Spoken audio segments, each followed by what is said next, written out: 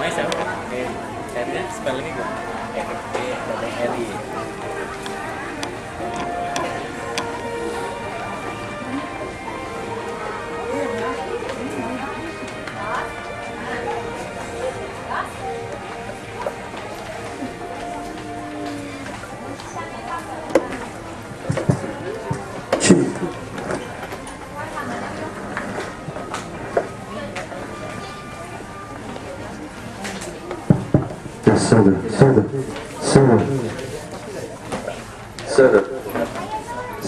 Soda.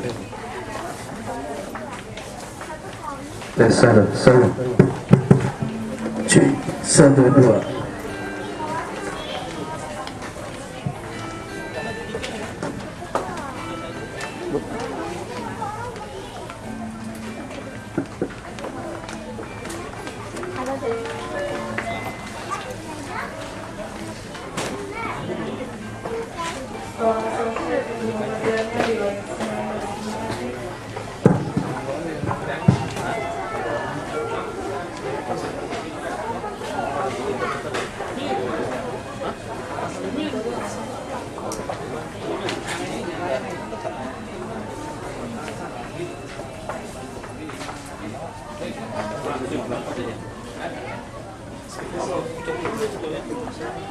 Main kami ke Surian dari Raya. Berarti bulan ke. Kamu jangan. Macam mana ya kan bang? Itu udah rekor. Salah, ada salah kalau masih. Iya, macam mana bangunkan ini? Mamanya kalau belum beres belum bisa mandi. Ya kan? Udahlah daripada apa udah serang aja lah ya kan. Berapa dapatnya aja lah. Siang juga nyambungnya kapan tuh? Nak kode kamu kalau nggak bisa. Aku pikir apa? Nggak pulang kan? Cik. Pesa dulu. Pesa, pangkas. Baik, selamat siang kepada pelanggan kami yang siang hari ini sudah hadir. Nah, kami dari toko buku Gramedia Santika.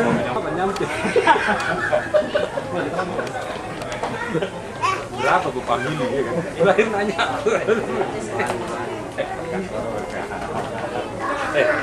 Apa itu? City Block.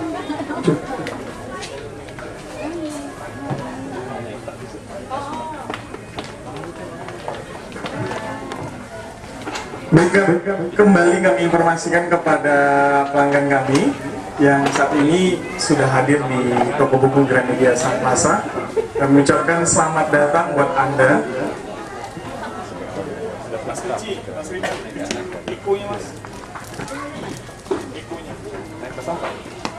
Dan sore hari ini, sore-sore santai di jam 3 lebih 20 menit ya. Hari ini hari Rabu. Hari Rabu sore-sore datang ke Gramedia. Dan di tengah-tengah kita saat ini sudah kedatangan 2 orang penulis. Dan untuk tanpa basa-basi lagi kita akan langsung aja panggil untuk kedua penulis kita. Ada Mbak Ika Natasha dan Mas Dean. Iya, oke. Kasih tepuk tangan dulu dong buat kedua penulis kita yang udah repot jauh-jauh ya. Kayaknya ini yang lebih. Bentar ya Pak.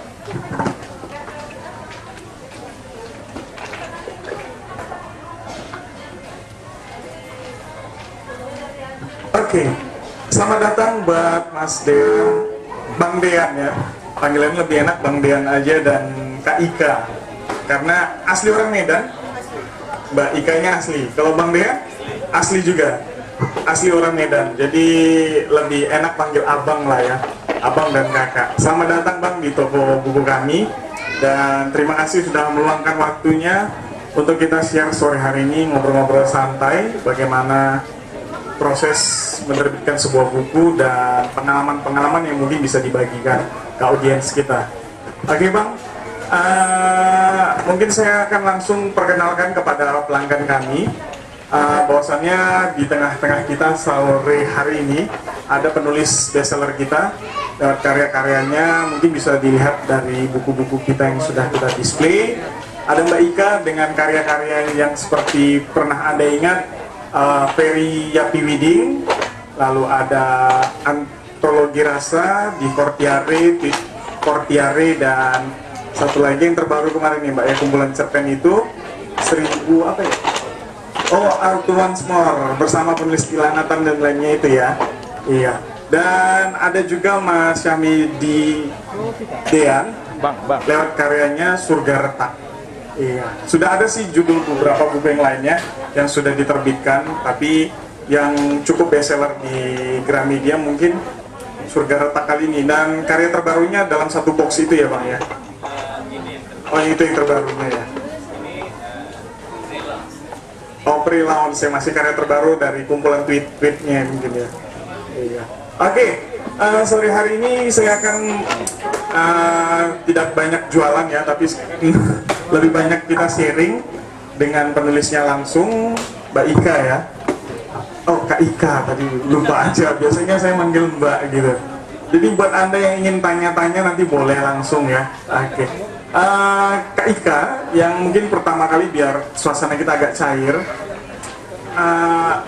karya pertama itu kan Ferry Yapi Widing ya. Kira-kira yang membuat Mbak Ika pertama sekali itu membuat tulisan menjadi sebuah buku itu apa ya? Kira-kira motivasinya atau sekedar iseng aja gitu? Sebenarnya aku udah hobi nulis dari kecil gitu. Cuma kan dulu kan nulisnya iseng-iseng, mungkin bikin cerpen asal-asalan. Terus tahun 2003 ya, 2003 aku udah kenal Bang Dean dari dulu. Jadi kita udah kenal bahkan sebelum jadi penulis. Bang Dean ini seniorku di Australia, Indonesia, Exchange Program, kita udah kenal.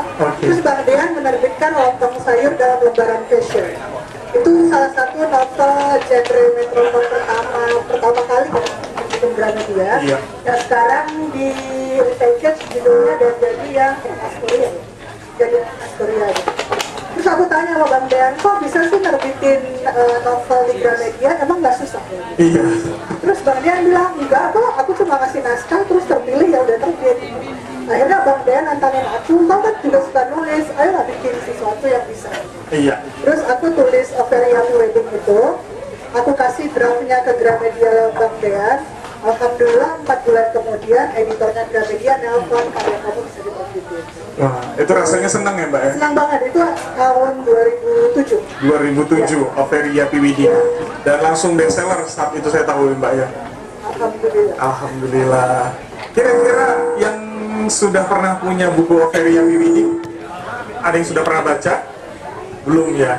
Mbak bisa diceritakan sedikit mengenai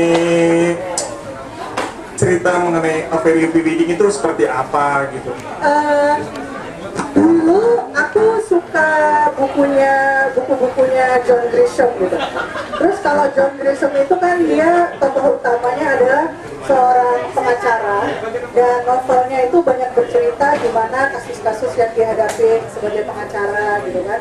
Terus aku kepikiran, karena aku seorang banker, kenapa ya belum ada yang bikin karya fiksi ada itu seorang banker gitu.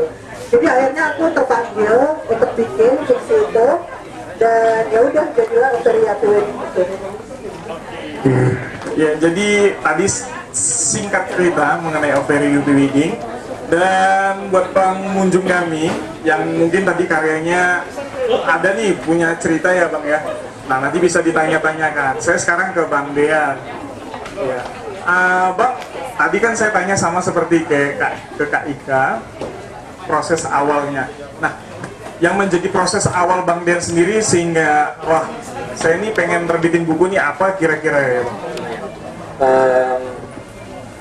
Pertama-tama terima kasih ya buat yang udah datang ke sini.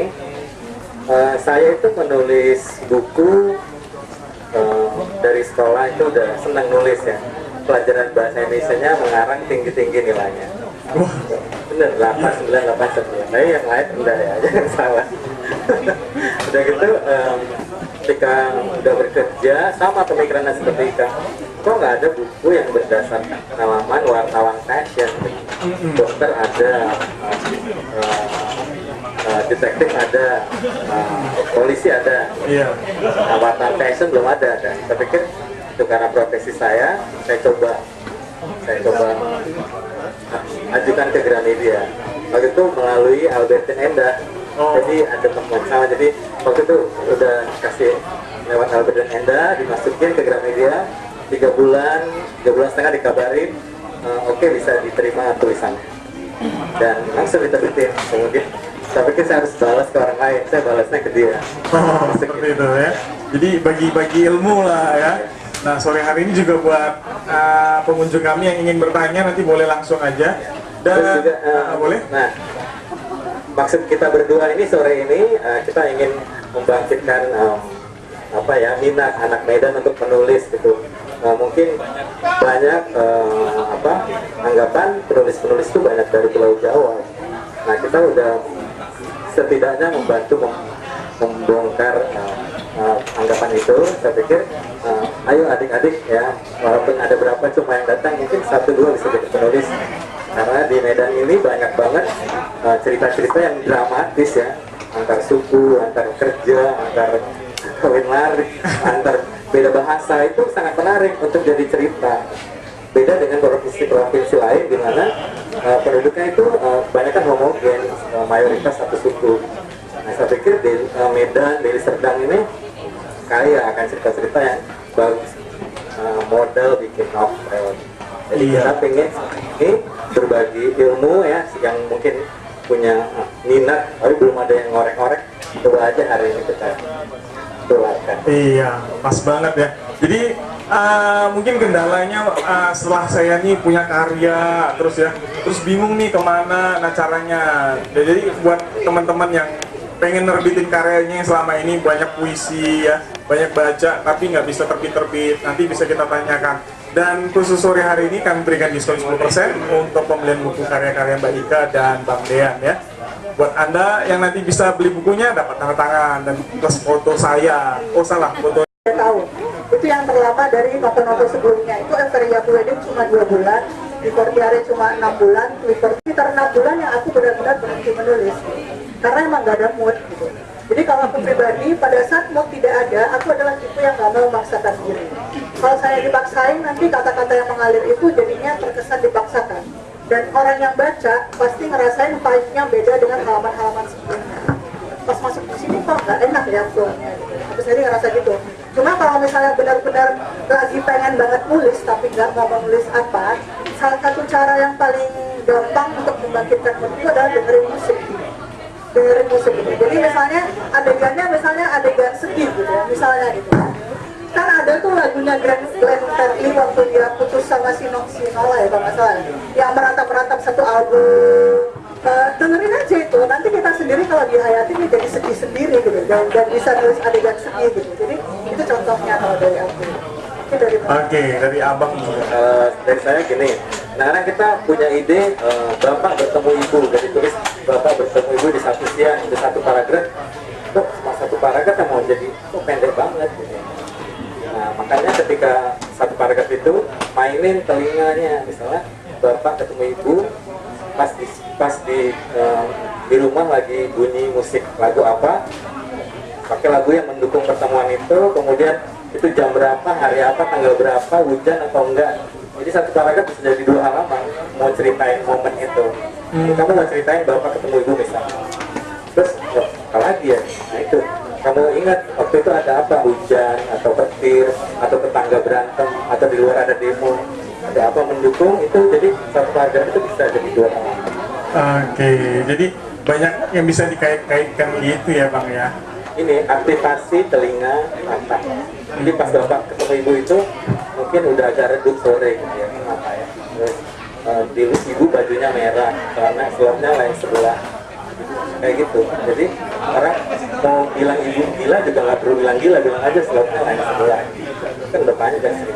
Oh, iya, bisa ya Bang ya, bisa ya. Mungkin ada lagi dari pengunjung kami, silakan Mbak. Selamat sore Mbak Ika, nama saya Andre. Kalau nanya gimana buat cerita yang bagus, itu udah pasti di atas 1000 kali mungkin. Kalau menurut saya sih semakin complicated, semakin dramatis, ya nggak mesti harus cerita sedih. Tapi itu masing-masing lah ya. Kalau misalnya dia punya kreativitas dan ala, pastinya akan jadi cerita yang bagus. Nah saya sekarang mau nanya dapurnya Mbak Ika ini ya. Dapurnya Mbak Ika kalau pertama-tama dulu. KPA. Iya KPA. Dapurnya Mbak Ika kalau dulu awal-awalnya publishnya di mana. Itu yang pertama. Yang kedua, suka baca buku siapa penulis ya, misalnya luar negeri, dalam negeri. Terus kayak website misalnya ada punya web sendiri yang suka baca di situ. Kan banyak kalau misalnya tulisan-tulisan pendek yang cuma misalnya 20 kata tapi merupakan satu cerpen yang menarik. Nah, itu dapurnya Mbak Ika. Satu lagi untuk kita nih yang masih baru-baru kan, paling kalau misalnya buat 2 paragraf bagus ya udah keren ya. Nah, publishnya di mana gitu. Mungkin ada ya, pastinya Mbak Ika punya lebih banyak referensi kan daripada kita, tapi mau kasih tahu nih bisa beli buku di mana, Gramedia gitu kan, daripada keliling-keliling bagus Mbak Ika ya. Terima kasih Mbak Ika, itu aja. Terima kasih. Dengan siapa tadi? Andre.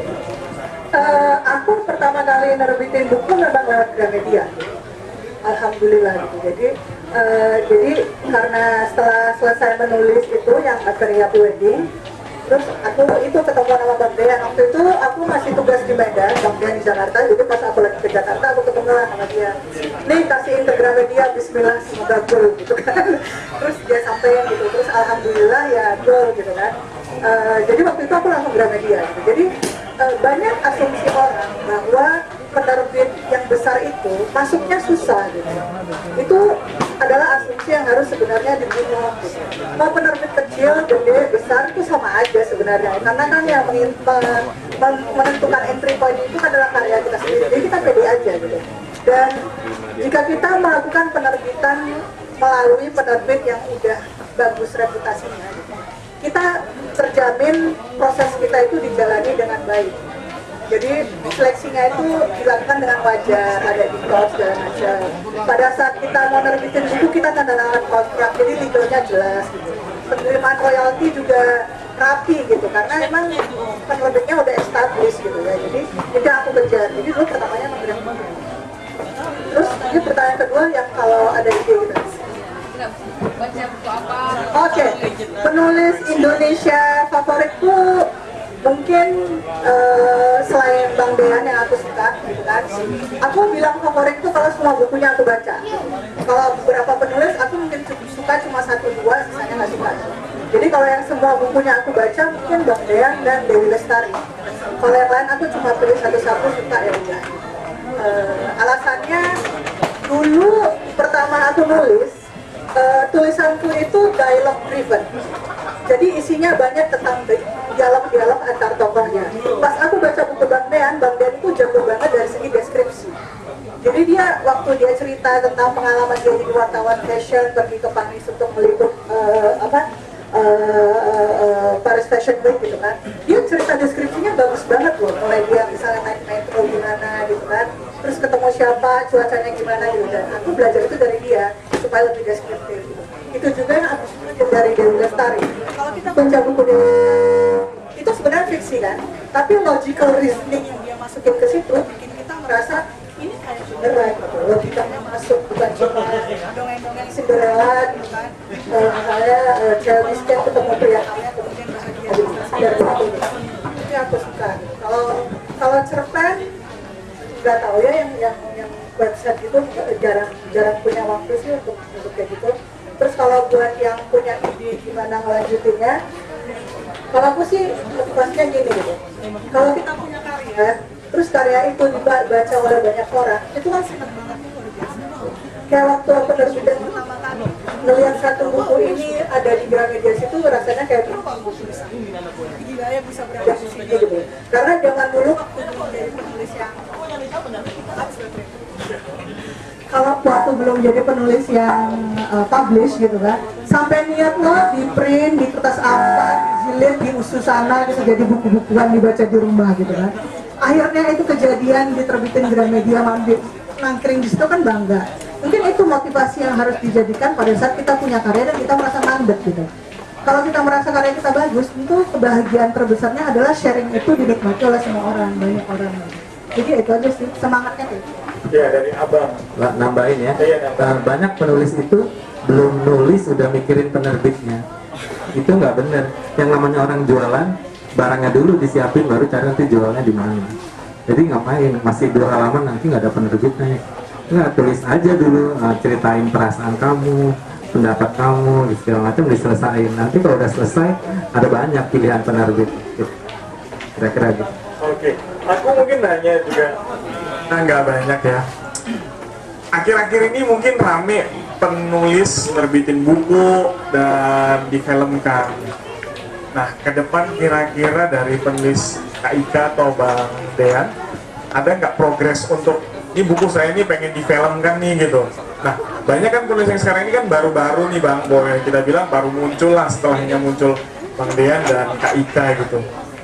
Beberapa gitu, dan mereka sudah langsung wah movie gitu loh. Tentu satu kebanggaan ya kalau buku kita difilmkan ya, tapi memang tugas penulis itu menulis. Dia tidak punya, ya punya kalau konglomerat banget dia langsung buat sendiri filmnya. Tapi tugas kita selesai menulis, kemudian berikutnya tugas sineas lah memvisualkannya kalau menurut dia menarik. Dan tentu kita senang aja dan senang banget kalau berhasil di jenjang berikutnya bukunya difilmin. Kalau Mbak Ika progres untuk menjadi movie dari buku yang pertama deh, ada nggak kira-kira gambaran seperti itu? Sama, kalau aku sih juga sama kayak Bang Dean gitu. Jadi tugas kami itu menulis gitu kan. Ada beberapa movie deal yang aku sedang bicara gitu kan, dan mereka mintanya aku yang nulis skenario gitu. Terus aku bilang aku angkat tangan kalau nulis skenario nggak sanggup, itu bukan keahlianku gitu. Dan sering gini gitu, media buku dinikmatinya dengan media film itu beda gitu. Kalau buku kan kita yang ngatur emosi per page gitu kan. Terus orang-orang yang punya imajinasi pada saat baca adegan ini, imajinasinya jalan di kepala gitu kan.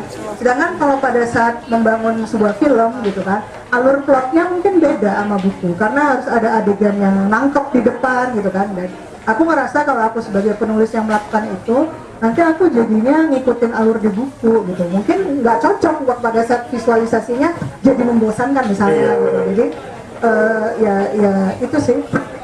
Oke. Baik, dari pengunjung kami masih ada. Mungkin sore hari ini ada juga yang mungkin akan dibagikan ya Mbak, dari mengenai creative writing yang sudah ada di Aku kemarin kadang-kadang diminta ngajar creative writing gitu kan. Jadi ada beberapa bahannya yang aku mau share. Ada yang bisa bantuin ngeklik slide-nya? boleh. Iya. Saya selain ngeklik belok kabel. Soalnya nggak ada Oke Mbak. next aja tadi. Oke. Kalau ditanya kenapa aku suka nulis gitu kan, nandain nggak sama si Jambul yang pirang itu siapa? Tintin kan, gitu Tintin. Aku pertama kali baca buku itu bacanya Tintin. Waktu sebelum TK lah, gitu. Zaman dulu bacanya Tintin gitu. Terus kalau baca Tintin itu, imajinasi kita kemana-mana gitu kan. Misalnya dia di episode Kepiting Bercapit Emas, dia pergi ke Maroko, Arab segala macam gitu kan. Terus yang di episode lain dia pergi kemana-mana juga gitu kan. Terus aku merasa waktu itu ini hebat banget ya si Herge bisa bikin anak kecil kayak aku jadi serasa jalan-jalan keliling dunia cuma dengan baca gitu. Jadi gara-gara itulah aku juga pengen nulis dan bikin orang juga pas baca bukuku kayak lagi jalan-jalan atau kayak lagi ngerasain apa yang dijalanin oleh tokoh-tokohnya. Awalnya itu. Next ya. Kasihan ya jadi asrat. Nggak apa-apa. Asisten ini. Terus kenapa orang menulis itu? Biasanya alasannya ada 3 tuh. Dia pengen eksis, dia pengen menghidupkan imajinasi di dalam kepalanya, terus dia pengen duit. Biasanya itu gitu. Orang yang nulis karena eksis itu ya cukup dengan nulis blog aja sebenarnya kita udah eksis loh. Opini kita atau pemikiran kita dibaca orang kan dengan tweet segala macam gitu. Zaman sekarang kan banyak banget sangat tweet yang followernya ratusan ribu dan kata-katanya dinikmatin banyak orang gitu. Kalau yang nulis untuk berimajinasi, mungkin contohnya salah satu adalah J.K. Rowling. J.K. Rowling itu adalah perempuan biasa di Inggris yang dia punya imajinasi sedahsyat yang kemudian kita baca jadi buku Harry Potter. Dia cuma ingin imajinasi di dalam kepalanya itu dikeluarin jadi tulisan dinikmati banyak orang gitu. Ada yang menulis buat duit gitu. Ya kita nggak boleh munafik bahwa nggak mungkin kami nulis terus gratis jualannya gitu kan. Kalau nggak ya kami bagi-bagi aja gitu kan. Jadi menulis buat buku itu juga nggak apa-apa gitu, karena kita sebagai yang punya karya yang hak ciptanya ada di kita, menulis itu nggak gampang loh. Dan nulis itu nggak murah gitu. Bang Dean mau riset bukunya, untuk menulis bukunya dia banyak beli buku dan dia banyak jalan-jalan gitu. Aku juga gitu. Tentu otomatis pada saat isi kepala kita, hasil riset segala macam itu dituangkan jadi tulisan, kemudian dibeli orang pakai duit, ya itu wajar gitu kan. Kita juga senang, pembacanya yang beli juga senang gitu kan. Itu sih contohnya. Boleh lanjut. Terus tadi ngomongin masalah inspirasi gitu. Kalau aku sih bilangnya inspirasi itu nggak datang kalau kita cuma duduk-duduk di kamar nonton Indovision dari pagi sampai tidur. Enggak, gitu kan. Jadi harus keluar gitu. Karena interaksi itu dilahirkan, inspirasi itu dilahirkan dengan interaksi. Kalau kita cuma nonton TV, gitu kan, mungkin inspirasi yang kita dapat itu cuma dari film yang di TV dan everybody already does it gitu. Udah ada yang melakukan film itu gitu. Jadi mending kita keluar, duduk ngopi. Kadang-kadang kan ngopi-ngopi di Starbucks misalnya kan. Terus ngoping pembicaraan orang di sebelah itu bisa jadi inspirasi loh gitu. Misalnya mama-mama gosip dua gitu kan, laki aku lari dari rumah gitu kan. Terus jadi terinspirasi buat nulis gitu, bisa gitu. Jadi kalau kita misalnya banyak dengerin orang ngobrol itu jadi inspirasi. Jadi emang harus dikejar keluar inspirasinya. Maaf ya. Terus satu lagi adalah mendengar. Itu tadi contohnya yang nguping tadi kan, nguping pembicaraan orang. Atau dengar lagu kan di mobil misalnya, pasang iPod, dengar lagu, menghayal-hayal gitu kan. Ya boleh-boleh aja, bisa jadi cerita gitu. Mbak, sebelum lanjut, Ya. Pertanyaan saya mungkin nanti ada yang bertanya juga. Kenapa memilih genre novel? Kau nggak milih genre, misalnya banyak nih sekarang kan motivator muda gitu, memilih kok genrenya sih fiksi ya gitu. Suara kami nggak cukup kuat untuk jadi motivator gitu. Iya. Kami suka batuk, jadi kalau motivator itu kan harus yang gimana gitu kan, nggak cocok. Oh nggak cocok gitu ya, jadi pilihnya genre fiksi. Iya. Oke, kita next kan Mbak. Terus habis itu fishing for ideas ini artinya memancing ide. Contoh, ada nggak di sini yang suka dipercaya temannya jadi tempat curhat? Ada kan? Curhatan teman itu legal loh dijadiin buku asal namanya diganti ya. Jadi boleh gitu. Jadi misalnya ngobrol-ngobrol sama teman, kita pancing-pancing gitu kan. Misalnya kita lagi nyari ide, gimana sih kalau seseorang yang diselingkuhi itu perasaannya, misalnya kalau belum pernah gitu kan. Tanyalah teman yang pernah diselingkuhi terus kan, oh kemarin emang gimana sama dia gitu. Pancing-pancing gitu. Jadi dari kayak gitu tuh bisa diolah untuk jadi cerita. Capek kali abang ini ya dari tadi. Terus ini yang dulu bikin aku nulis A Very Happy Wedding gitu. Jika ada satu buku yang kita pengen baca, tapi belum ada yang nulis buku itu, kita sendirilah yang harus menulisnya. Jadi aku dulu pengen banget baca buku fiksi yang cerita tokohnya itu bankers gitu. Tapi nggak ada. Akhirnya aku memutuskan untuk nulis. Mungkin itu juga yang jadi Bang Dean waktu nulis Lontong Sayur dalam Lembaran Fashion pertama kali gitu. Dia ingin baca seorang jurnalis fashion itu diangkat kehidupannya, intriknya gimana di cerita novel. Kan belum ada, ya udah nulis sendiri gitu. Jadi kami istilahnya ini dua orang anak Medan yang sopaten gitu. Ya kan? Jadi pengen baca buku, ke toko buku, nggak ada orang yang nulis kayak gini, awal aja lah nulis gitu. Istilahnya kayak gitu gitu. Dan aku yakin teman-teman di sini yang suka nulis juga pasti bisa kayak gitu. Sampai situ dulu Mas. Sampai situ dulu ya. Kalau ada yang mau nambahin. Apa lagi ya? Fishing ID tadi itu selain dengar musik, terus kenapa juga nggak bisa hanya nonton seharian di rumah? Karena perasaan kita nggak bisa bersatu dengan cuaca, dengan kepepet, dengan terdesak, karena kita duduk santai. Tapi kalau kita keluar ya, kita bisa ada kemungkinan ditipu orang, ada kemungkinan tersandung, ada kemungkinan tiba-tiba kehujanan. Itu feeling perasaan yang berharga untuk ditulis. Bagaimana kita tahu itu kalau kita hanya di depan TV, gitu. Jadi harus keluar. Kemudian telinga itu di mana aja, di masjid, di angkutan umum, di antrian itu jangan pikirannya sibuk sendiri, tapi panca inderanya main gitu, mata. Ini orang kenapa ya? Tasnya mahal banget tapi sepatunya murah banget. Gitu. Yang asli yang mana ya? Gitu-gitu loh.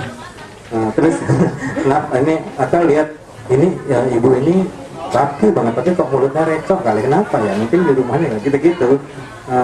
Telinganya diaktifkan, matanya juga. Sayang dong udah dikasih mata, telinga nggak sibuk mikirin nih mama aku kok kayak gitu ya. Keluar-keluar ini nggak mendapat masukan gitu mata dan telinganya.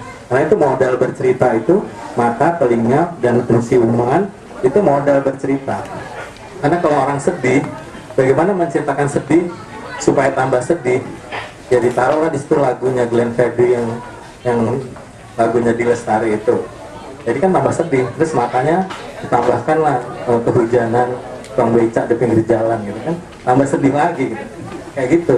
Jadi aktivasi panca indera sambil menikmati, mumpung belum buta dan tuli, dipakai gitu. Oke.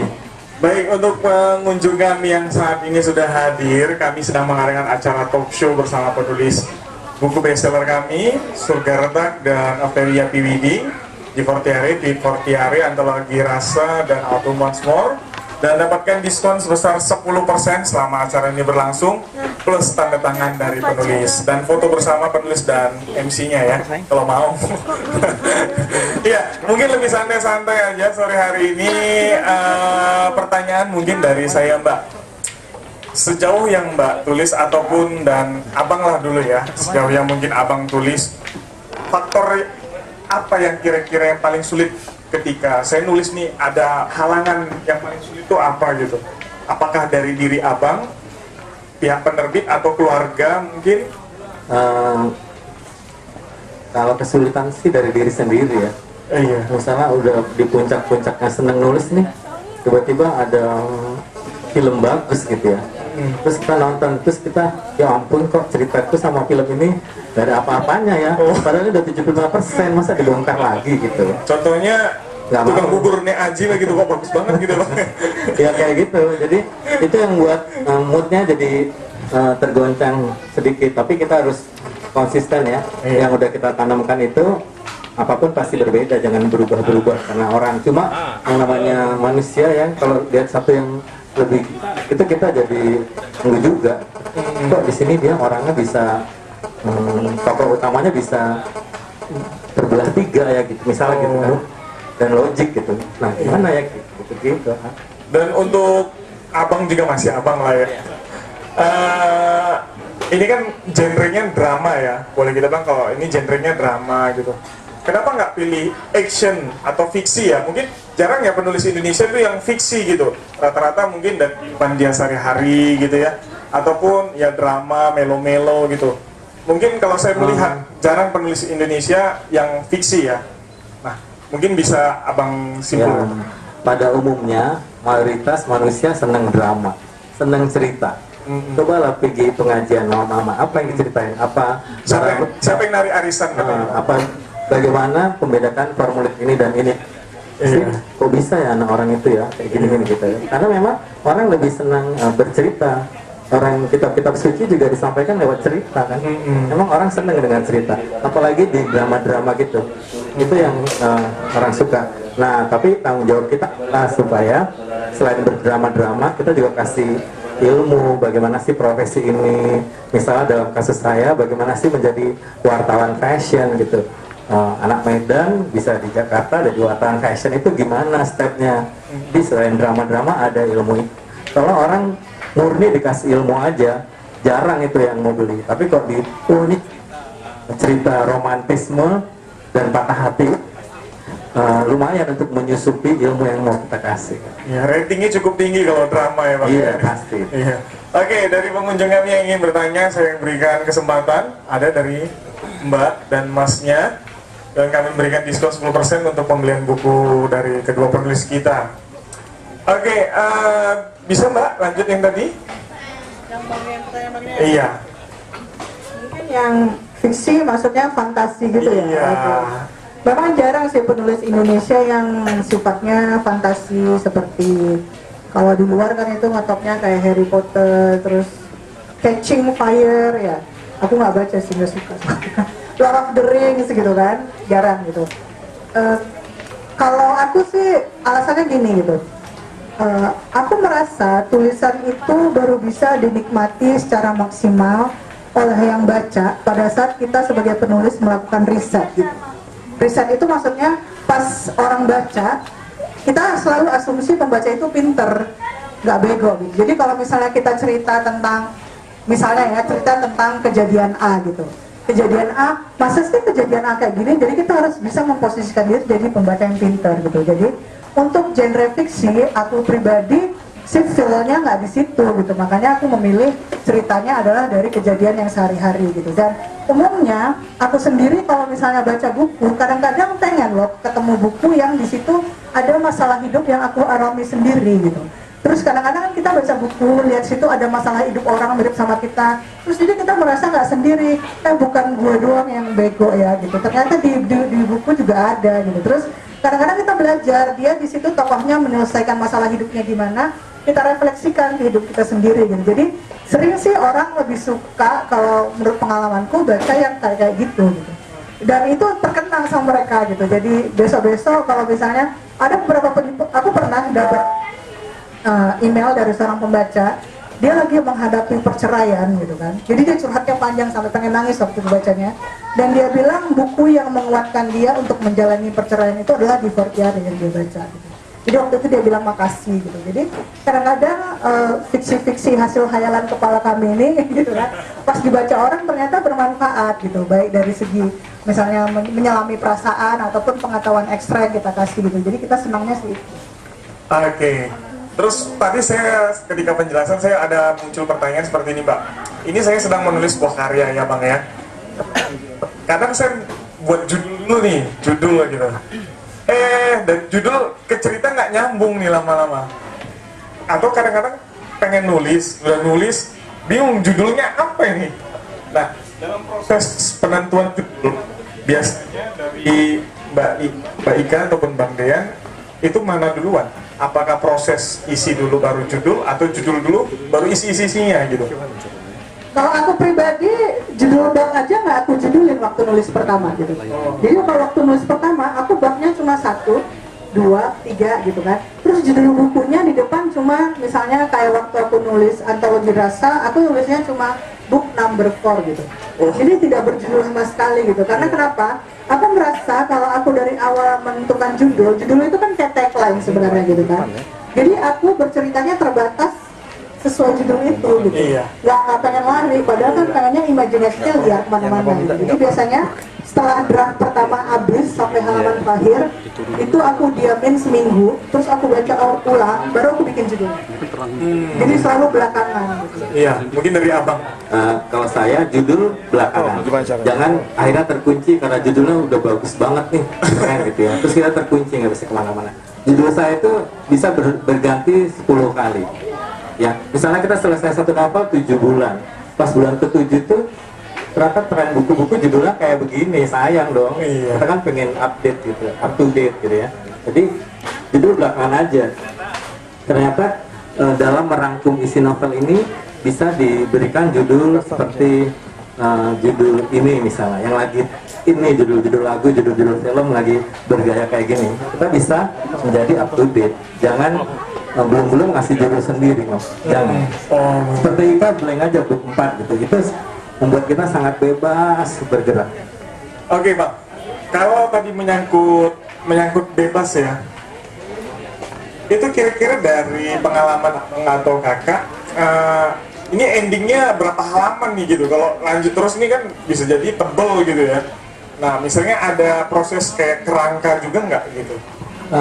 Saya nggak beraliran membuat kerangka, itu juga satu yang bikin stres. Biarin aja. Kadang-kadang udah mau habis nih, dihidupin lagi gitu. Kadang-kadang udah kecapean sendiri, udahlah matiin aja orangnya gitu. Yang penting udah puas gitu kayak banyak Gitu ya? Iya, jangan. Atau misalnya kita tipe orang ini yang si tokoh utama akhirnya harus juara, kaya raya dan terkenal. Ya, habis itu udah selesai, nggak apa-apa. Tergantung kita sepuasnya aja. Jangan nanya-nanya, aduh ini kok nggak selesai ya, gitu. Tapi udah puas belum si tokoh utamanya ini kita ospek gitu. Kita hajar habis-habisan, jatuh cinta, ditipu, dapat kerja, dikeluarin dari kerjaan, itu masuk ke hati kita aja, biar dia tahu sendiri. Kadang-kadang itu dari diri kita juga kita ospek gitu. Biarin aja sampai udah capek sendiri, udahlah kalau ya udah puas, kau gue ospek, kau kesukseskan. Iya. Karena kan saya juga dulu belajar ya bahasa Indonesia. Membuat karangan tuh tentuin dulu nih kerangkanya begini ya, bener ya.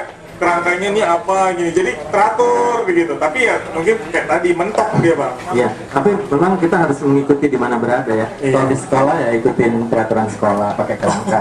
Kalau nggak ikutin nanti nilainya jeblok. Tapi kalau di urusan sendiri aja. Kan Iya. nggak ditaruh ke guru gitu. Itu oke lah, kita nggak pakai kerangka ketika produk itu sudah jadi ya Kak ya. Mungkin dari tambahan Kak Ika sendiri sudah jadi, dan ini kan udah mau kita kirim, ternyata ada cerita yang kurang nyambung gitu. Nah itu dari proses editor sendiri ya, berhak memotong cerita itu. Tiba-tiba nanti, oh ini kayaknya nggak cerita saya nih gitu. Nah itu bagaimana Mbak prosesnya Mbak? Pertama sama dengan kayak Bang Dean, aku juga aliran bebas merdeka. Anak Medan itu malas diatur-atur sama kerangka, ya suka-suka kami aja gitu. Jadi aku sama persis sama Bang Dean. Jadi kalau misalnya di writing workshop yang lain, pasti mereka ngajarin bikin kerangka karangan kan, terus punya target. Sama kami nggak laku itu gitu. Jadi ini aliran agak sesat sebenarnya. Tapi enaknya adalah kita merdeka gitu. Jadi kalau aku sih gini, di bos udah punya, di kantor udah ada bos, masa dinulis pakai bos-bosan gitu, nggak usah lah, suka hati sendiri gitu. Terus masalah peran editor gitu, aku kasih contoh aja. Dulu waktu antologi rasa dibikin, itu kan nggak pakai kerangka ya. Jadi selama berjalan itu kalau udah baca gitu kan, suka-suka aku aja. Kadang-kadang tokoh ini yang diunggulin, kadang-kadang tokoh ini, sampai ujungnya orang kaget yang mana sebenarnya gitu kan. Pas akhirnya itu selesai, editorku bilang gitu, Kak, aku ada feeling bahwa si tokoh A ini bakal jadi idola banyak orang gitu. Boleh nggak dibanyakin bagian dia gitu? Itu editorku ngomong gitu. Aku bilang boleh gitu, kasih waktu aja gitu. Ya udah, aku tambahin halaman si tokoh itu sekitar 20-an halaman gitu. Kasih waktu sebulanan lagi waktu itu ya. Ternyata feeling dia benar gitu. Waktu itu dilempar ke pasaran gitu kan, ternyata emang si tokoh A ini yang banyak orang ngefans sama dia gitu. Dan kalau ada yang nulis review buku terus mention aku di Twitter, pasti tergila-gilanya sama si itu gitu. Jadi kalau aku sih gini, kita sebagai penulis mungkin adalah yang paling tahu isi kepala kita apa, terus imajinasinya jadi apa gitu. Tapi kita harus percaya bahwa editor itu adalah orang yang punya pengalaman dengan market gitu kan, dengan pasar, dan dia paling ngerti. Kalau editor aku itu sampai jarak waktu aja dia cek gitu. Misalnya di adegan ini aku bilang aku ketemu dia 2 tahun 8 bulan yang lalu gitu kan. Itu dia ukur waktunya beneran nggak, waktu halaman sekian itu pas gitu. Jadi dia sampai gitu-gitunya dia cek supaya konsisten orang bacanya gitu. Jadi kalau aku sih saranku nanti kalau misalnya teman-teman ada yang ngajuin naskah ke penerbit, terus editornya ada kasih masukan, dengarkanlah gitu. Jangan egois gitu kan, jangan merasa siapa kalau sosok ngajarin aku gitu kan, jangan gitu. Jadi ikutin, biasanya feelingnya bener, dan pas kita baca ulang karya yang dia udah kasih saran itu, pasti kita kaget sendiri gitu. Oke. Waktu kita menulis kita harus sopaten ya, harus sopaten. Tapi ketika tulisan kita diberi ke editor, kita harus membuka diri, karena editor ini kerjaannya seumur hidup baca novel-novel orang. Jadi dia tahu kalau ada masukan ini begini, kita terima mah. Berdasarkan pengalaman saya, menurut saya lebih mantap gitu yang saya buat. Dan editor ini nggak pernah merubah nggak pernah merubah apapun, dia selalu mempertanyakan dan mengecek konsistensi. Misalnya, ini kamu bilang di halaman 7 dia orang Jawa, kok di halaman 300 dia blasteran gitu, nggak ada Jawanya, kita nggak konsisten. Nah dia yang tugasnya cek-cek itu. Oke, jadi agak cukup membuka diri aja ya untuk dengan editor ya Bang ya. Bang, pertanyaan lagi nih, mungkin belum ada ya. Pertanyaan terakhir buat dari saya, sebelum nanti kita akan lanjut sesi foto dan tantangan dan mungkin penjelasan terakhir. Ketika saya udah punya produk buku, saya mau tampilkan gitu, saya mau jual berapa nih, apakah kita yang nentuin atau dari Harga buku itu ditentukan oleh penerbit, karena tebal buku kita itu menggunakan seberapa banyak kertas. Dan itu yang tahu harga kertas kan kita nggak tahu ya. Oke. Harga ekspedisinya, tintanya, warna covernya itu yang tahu mereka. Jadi kita nggak bisa, ini bisalah 900.000 ya bang gitu. Gimana gitu kan? Gitu kan? Kertasnya berapa gitu? Jadi kita nggak bisa, dan kita harus disinilah menjadi penulis itu juga belajar mempercayai orang lain, termasuk penerbit yang kita pilih. Kadang-kadang waktu buku pertama ya, dia kan Ika 4 bulan, saya 3 bulan setengah. Itu kayaknya ditolak nih pasti gitu. Padahal mereka itu juga lagi baca buku lain gitu ternyata. Jadi itu juga kesabaran dan percaya sama sama orang yang sedang memegang buku kita. Oke, itu aja mungkin Bang. Dari Kak Ika ada yang mau lagi dilanjutkan untuk slide-nya? Ada dikit aja sih. Ada dikit aja ya. Next. Lanjut. Ini ngomongin apa tadi udah aku ngomongin gitu. Lanjut. Ya, sebentar. Oke. Gini, kalau yang suka outline, aku sih nggak suka, aku benci outline gitu ya. Kalau yang suka outline, sebenarnya fungsinya ada 3 gitu kan. Pertama jadi mind map, peta pikiran kita gitu. Kalau kita punya outline, kan kita udah tahu kan, misalnya bab 1 si A ini kejeblos di parit gitu kan. Di bab 2 dia ditolong cewek cantik misalnya. Di bab 3 orang tuh kawin misalnya. Di bab 4 jadi apa sampai habis gitu kan. Jadi itu jadi peta pikiran kita, dan jadi dari depan kita udah tahu cerita itu dari awal sampai akhir mau jadi kayak gimana. Tinggal kita wording per wordingnya, deskripsinya yang kita sesuaikan gitu. Kalau aku sih nggak suka gitu. Aku kalau misalnya udah tahu dia besok mau jadi apa, aku terus bosan gitu. Aku tipenya gitu. Jadi aku lebih suka hari ini nulis gitu kan. Terus ya udah berhenti gitu. Besok orang ini aku apain ya, tengok besok lah gitu. Lebih seru di diri sendiri. Jadi kita pas nulis itu sama kayak baca buku, nggak tahu halaman berikutnya mau jadi apa. Kalau aku pribadi kayak gitu. Terus yang kedua, plotnya jadi lebih terstruktur kalau misalnya kita bikin outline gitu. Jadi kita rajin dari awal bikin gitu. Kalau kami kan suka-suka kami, misalnya si tokoh A yang tadinya kita agung-agungkan di bab 1, bab 2, bab 3, bab 4 kami bikin dia ketabrak mobil mati, kan gondok kan gitu.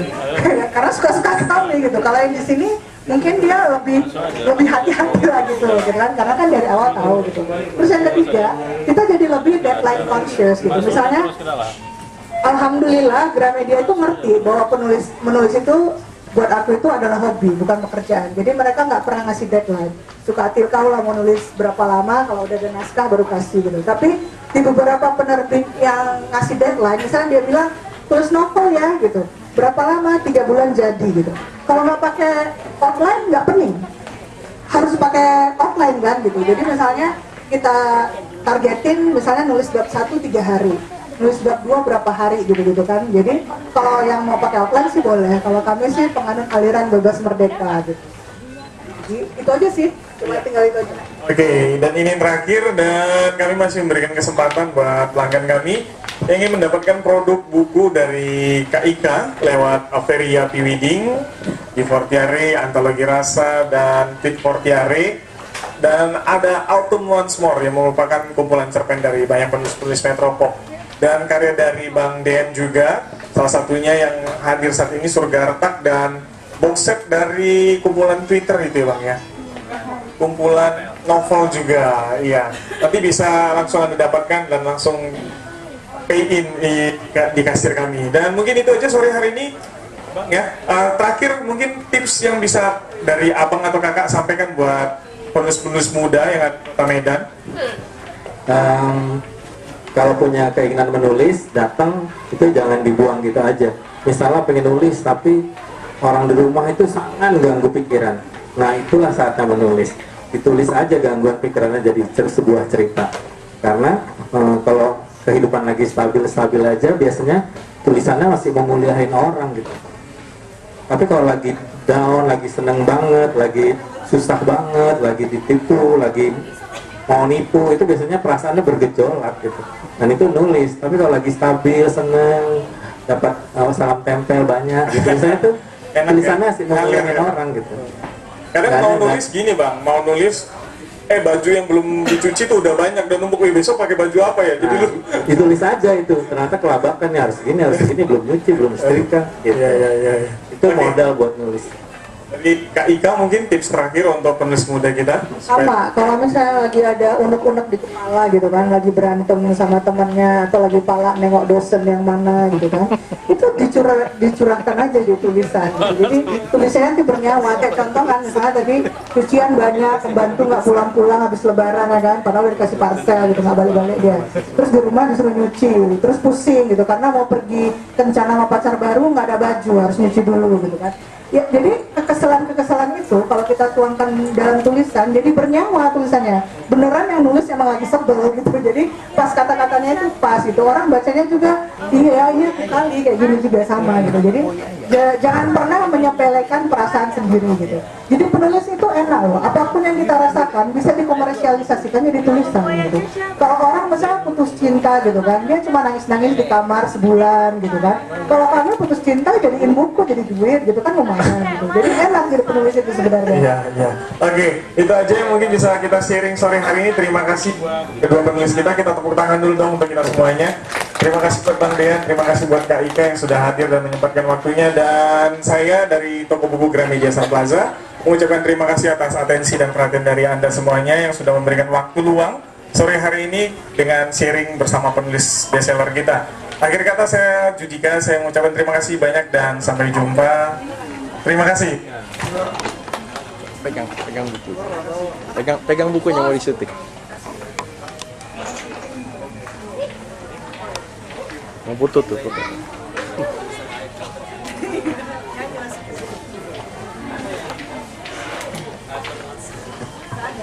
Yang mau foto bareng sama penulis juga boleh. Mungkin sudah pernah beli bukunya tapi nggak bawa, nggak apa-apa. Pinjem aja bukunya, ya. Pinjem buku kita untuk jadiin foto profil di Facebook, ya, di Twitter juga di sharing, ya. Besok baca Tribun juga muncul kok, ya. Cuman di paling bawah ukuran 3 cm. Jadi lihatnya pakai kaca pembesar, Mbak. Canda saya.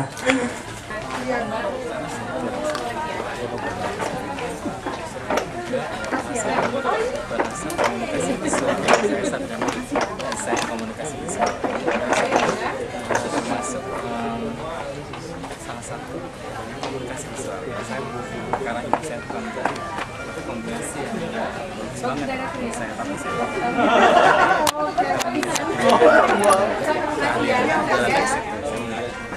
wartawan teks. Saya ngerti secara visual dan saya ngerti material karena ibu saya menjahit. Berarti kalau idenya sendiri dari mana? Idenya dari perjalanan berkarir dan berprofesi, bertemu banyak orang, terus saya dari kebun, saya ingin share cerita saya ke teman-teman saya yang ada tapi di Indonesia, maksudnya profesi ini nggak banyak yang tahu waktu itu ya. Biasanya orang taunya wartawan politik, wartawan ekonomi, wartawan kesehatan gitu ya. Saya itu belum terpikirkan, jadi saya coba beri informasi. Jadi wartawan fashion itu di mana, Din? Pertama di majalah Femina, kedua di Cosmopolitan, ketiga di Harper's Bazaar, keempat di majalah Dewi, kelima di majalah Soul. Itu semua sebagai naik jenjang. Pertama jadi reporter, kemudian jadi executive editor, kemudian menjadi editor in chief. Apa sih tantangannya jadi jurnalis fashion? Tantangannya itu harus bisa mengeluarkan karya-karya visual gitu. Misalnya ada perancang baru ngeluarin satu koleksi pakaian, itu kan dia mengkomunikasikan sesuatu ya. Nah, saya harus bisa menerjemahkan itu ke pembaca bahwasanya dia sedang bercerita tentang etnik gypsy lewat pakaian. Dan saya bisa menceritakan itu bagi saya tantangannya. Yang paling berkesan itu saya menjadi koordinator liputan mode di Paris, London untuk majalah Dewi, itu Paris Fashion Week, Milan Fashion Week, London Fashion Week. Saya pikir itu prestasi ya. Soalnya saya anak kebon gitu di Servis ya, itu saya bisa menjangkau itu. Saya pikir itu achievement yang bagus gitu. Saya tinggal di Cinta Rakyat, itu sebuah desa lewat Cinta Rakyat, terus ada perkebunan Sampalit, kemudian ada perkebunan Saintis, terus habis itu ada desa Cinta Rakyat itu menuju Bagong, itu desa kecil. Dan saya dari situ asalnya, saya sampai SMA di situ. Gitu, jadi saya pikir itu achievement saya yang saya paling senang. Apa sih yang bisa jadi jurnalis fashion gitu, karena kan biasa biasa. Tipsnya sama, banyak baca, banyak lihat, kemudian banyak tanya sama senior. Saya walaupun saya sarjana seni rupa, saya banyak tanya juga sama senior. Ini kenapa sih koleksinya begini? Mungkin salah, mungkin benar. Dia yang tahu ini karena sebenarnya orangnya nggak begitu ahli, jadi harus gini harus gitu. Banyak tanya, tipsnya banyak tanya. Sebenarnya di profesi apapun, banyak tanya itu harus diterapkan. Kalau yang menginspirasi abang Yang menginspirasi saya dalam hal menulis. menulis sebagai jurnalis fashion. Saya dulu di SMP itu ada majalah dinding. Nggak tahu gimana kok saya mengambil peran menjadi wartawan majalah dinding itu, mading. Nggak tahu guru saya juga mempercayakan saya melayout itu dinding mading itu yang buat saya nggak, waktu itu ya suka aja. Ternyata kalau suka yang murni gitu berkembangnya bagus gitu. Saya nggak tahu bakal jadi seperti itu. Tapi mulainya dari reporter mading di SMP ya. Kalau kendala apa yang paling hambatan yang paling Hambatan itu kalau di profesi saya kita meliput di Eropa misalnya, itu kan first world country ya, negara utama. Karena kita dari negara dunia ketiga, kita tuh nggak menjadi tamu yang primer gitu. Kita harus fight gitu, bisa dapat di depan, bisa dapat angle sini, angle situ, dan kita dianggap bukan market utama produk fashion. Jadi kita harus tembus-tembusin itu ya, lakukan sedikit lah.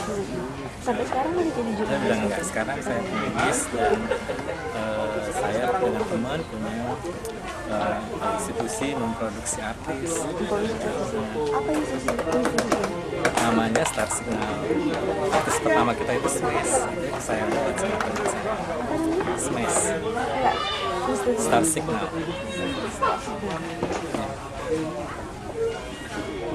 Star Signal Entertainment.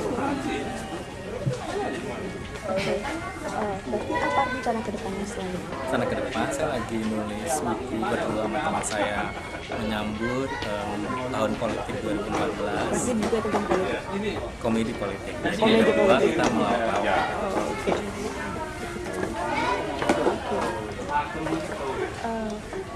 Boleh tahu nama lengkapnya? Ya, di sini saya tulis.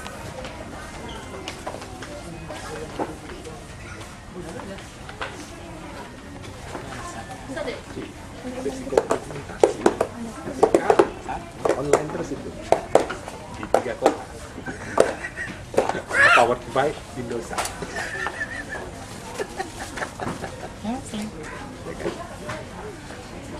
Ini wawancara langsung di 3 kota. Mas boleh di... Ini suaminya Wanda. Oh iya, Mas hari ini beli foto. Oh iya boleh. Iya, Wanyo. Dari mana baru kenal? Ada kan dong? Sama dari boleh.